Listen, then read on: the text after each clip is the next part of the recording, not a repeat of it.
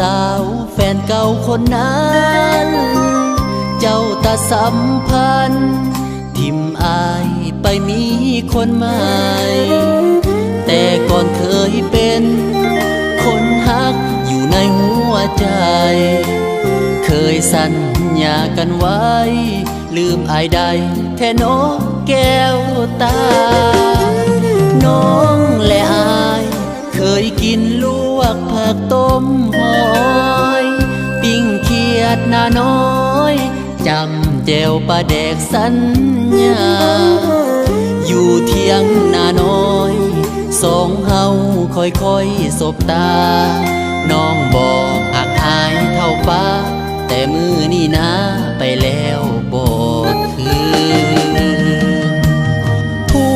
วยปลาแดกกลายเป็นอดี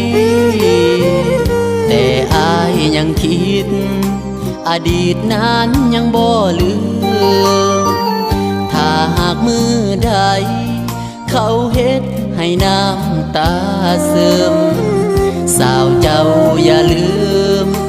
ว่าอายคนนี้ยังคอย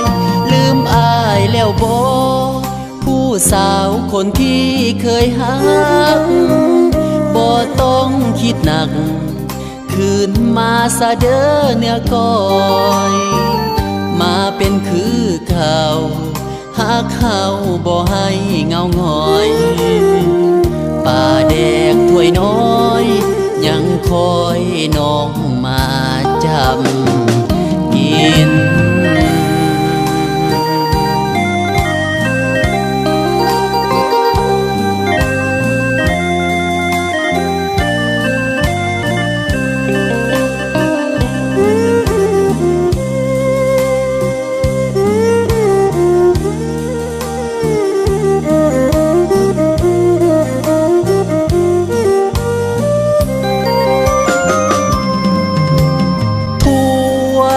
ปลาแดกกลายเป็นอดี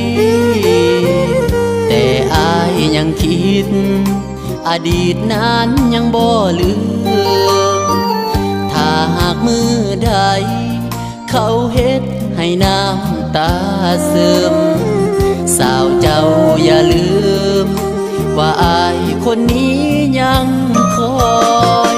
ลืมอายแล้วบ่ผู้สาวคนที่เคยหักบ่ต้องคิดหนักคืนมาซะเด้อเนื้อก้อยมาเป็นคือเขาหากเขาบ่ให้เงาหงอยป่าแดงถ้วยน้อยยังคอยน้องมาจำ